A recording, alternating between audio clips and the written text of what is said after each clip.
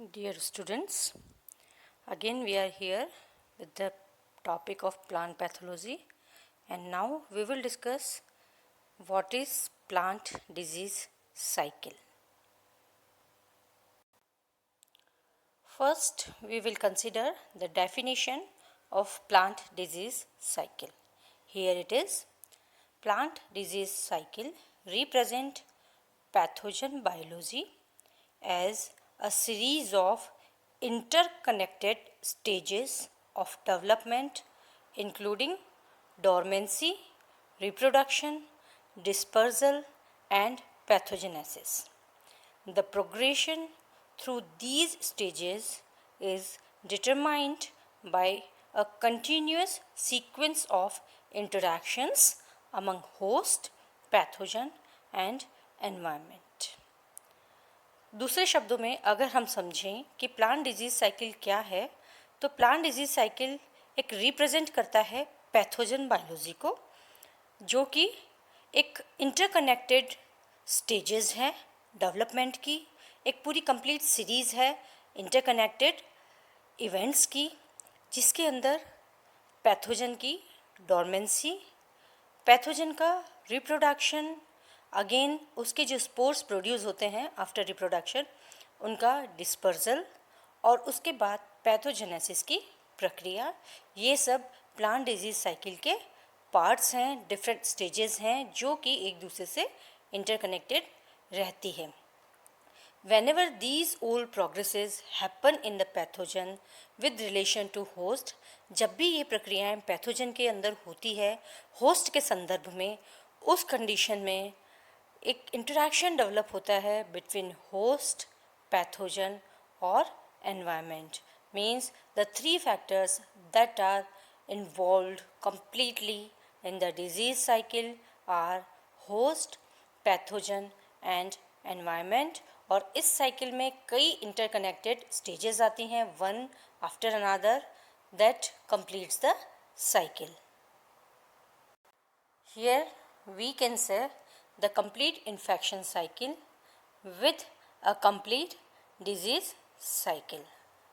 Students, हम यहाँ पर स्टार्ट करेंगे एक डिजीज़ साइकिल को प्राइमरी इनोकुलम से. हमने पहले भी पढ़ा है what is inoculum. Inoculum any part of the pathogen, pathogen का कोई भी भाग, चाहे वो स्पोर हो, चाहे वो प्रोटोजोआ हो, वायरस हो, बैक्टीरिया हो, वायरस के या बैक्टीरिया के जीनोम्स हों, कोई भी फंगल हाइफी हो, माइसीलियम हो, anything that is related to the pathogen and that is capable of doing infection is called primary inoculum. और यहाँ पे एक बात ध्यान में रखनी चाहिए कि एक सिंगल स्पोर या एक single inoculum can not do the disease in the plant. उसके लिए एक sufficient amount of that pathogen is necessary. तो here first we start with the primary inoculum that is present in the surroundings of the host. Primary inoculum इसलिए कहते हैं क्योंकि host के अंदर पहले से वो प्रेजेंट नहीं है, वो होस्ट की सराउंडिंग्स में, उसके आसपास के वातावरण में उपस्थित होता है, आइदर इन द सीड और इन द सॉइल और इन द एयर. उसके बाद ये प्राइमरी इनोकुलम जब सफिशिएंट अमाउंट में इकट्ठा होता है and when it is capable of infection, then it start its process. सबसे पहले वो इनोकुलेशन करता है. इनोकुलेशन क्या है? It's the piercing of the host by the pathogen. Host plant का छेदन, उसके अंदर entry of pathogen is called inoculation. ठीक है. After the inoculation there is infection process and the last lecture we have studied total infection process कि किस तरह से एक स्पोर होस्ट के सरफेस पे जर्मिनेट होता है, उसके बाद वो अपने आप को उसके होस्ट के अंदर एस्टैब्लिश करता है. तो ये पूरी प्रक्रिया है इन्फेक्शन कहलाती है. इस इन्फेक्शन की प्रोसेस ये स्टार्ट होती है from the attachment to the growth and reproduction of pathogen तक. तो इन्फेक्शन की प्रोसेस है, this starts with the attachment of the pathogen to the host surface, जिसको हमने प्री पेनिट्रेशन कंडीशंस में हमने इसको स्टडी किया था कि एक पैथोजन होस्ट सरफेस के ऊपर किस तरह से अपने आप को अटैच करता है या एस्टैब्लिश करता है या अपने आप को वहाँ पे स्थापित करता है। वहाँ पर स्थापित करने के बाद वो होस्ट सेल के अंदर, टिश्यू के अंदर, सेल वॉल के अंदर कई तरह से पेनिट्रेशन करता है। We have also studied the modes of penetration, किस तरह से होस्ट के अंदर वो अपने आप को पेनिट्रेट करके उसके अंदर एंट्री लेता है, वह प्रक्रिया कहलाती है पेनिट्रेशन। और इस पेनिट्रेशन के डिफरेंट मोड्स हैं, डिफरेंट मेथड्स हैं। आइदर डायरेक्टली होस्ट के अंदर वो पेनिट्रेट कर सकता है या होस्ट सरफेस पे कोई वुंड अगर प्रेजेंट है तो उस वजह से वो उसके अंदर पेनिट्रेट कर सकता है। तो इस तरह के मोड्स हम लास्ट लेक्चर्स में पढ़ चुके हैं। After attachment and penetration it recognize the host. In the last lectures I introduced a term elicitor, but we didn't describe it. Here we will describe what is elicitor. What is elicitor? तो there are substances जो कि pathogen और host दोनों पर उपस्थित होते हैं और वो अपने अपने होस्ट एंड पैथोजन की कंपैटिबिलिटी को रिकॉग्नाइज करते हैं। हमेशा हमने देखा है कि either the pathogen of the rice can never infect the wheat plant, है ना, and the pathogen of wheat plant can never infect the rice plant. तो ये जो रिकॉग्निशन कंडीशन होती है होस्ट और पैथोजन के बीच में, ये बहुत इंपॉर्टेंट होती है। Some chemicals are involve, some growth regulators are involve that is responsible for the recognition factor. और जो केमिकल कंपाउंड्स इनके रिकॉग्निशन के लिए आवश्यक होते हैं they are called elicitors. After the recognition, complete recognition that the pathogen belongs to that particular host, it made invasion into the host plant. Invasion means it completely establish itself in the tissue where it want to colonize itself. Invasion वह प्रक्रिया है जिसके अंदर एक pathogen host के उस part में अपने आप को एस्टैब्लिश कर लेता है, स्थापित कर लेता है, जहाँ पे इसको अपने मल्टीप्लिकेशन के लिए सफिशिएंट न्यूट्रिएंट्स मिल जाते हैं, कार्बन मिल जाता है, अमीनो एसिड्स मिल जाते हैं, और जहाँ पे वो अपने आप को एस्टैब्लिश कर लेता है कि हाँ अब यहीं रहकर उसे अपने आप की फर्दर ग्रोथ अपने को उसको करनी है। Then after invasion there comes colonization. Then colonization क्या है? The successful establishment, multiplication, growth, reproduction of pathogen inside the host plant. Host plants के अंदर पैथोजन पूरी तरह से अपने आप को एस्टैब्लिश कर लेता है, वहाँ वो ग्रो करता है, मल्टीप्लाई करता है, अपना नंबर इंक्रीज़ करता है।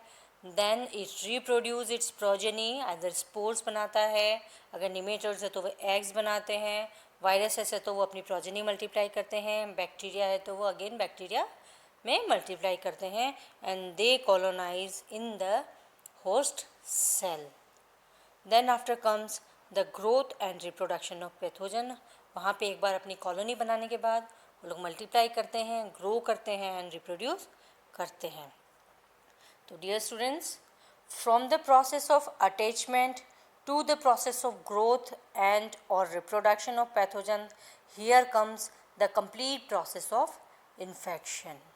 यहाँ से attachment से लेकर के growth and reproduction of pathogen तक जो पूरी process है, this is called the complete infection of the pathogen inside the host plant.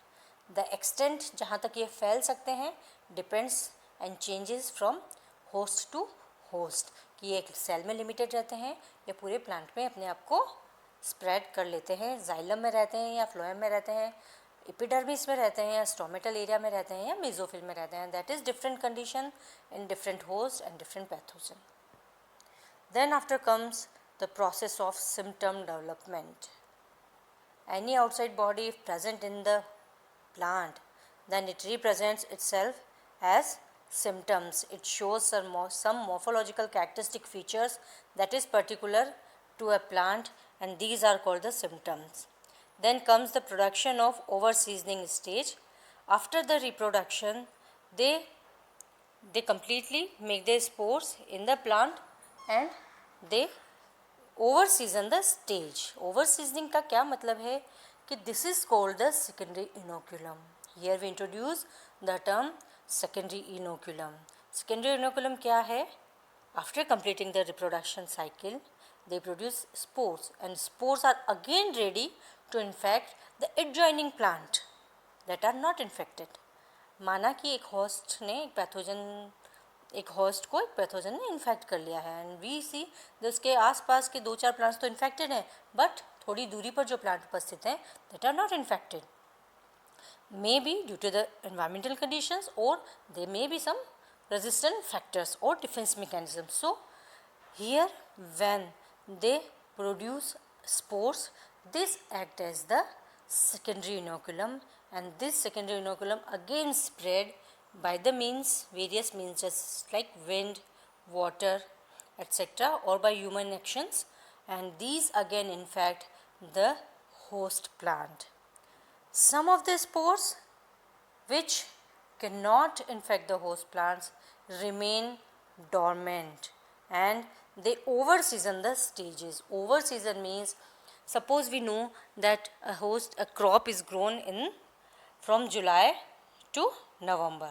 So then after the crop will come from January to April, another crop will come. So the period of January to April, that is called season, that is not favorable to the pathogens which infect from the season from July to November. तो जुलाई के नवंबर में जो crop लगती है और उसमें जो pathogens आते हैं वो वहीं पे डॉर्मेंट हो जाते हैं.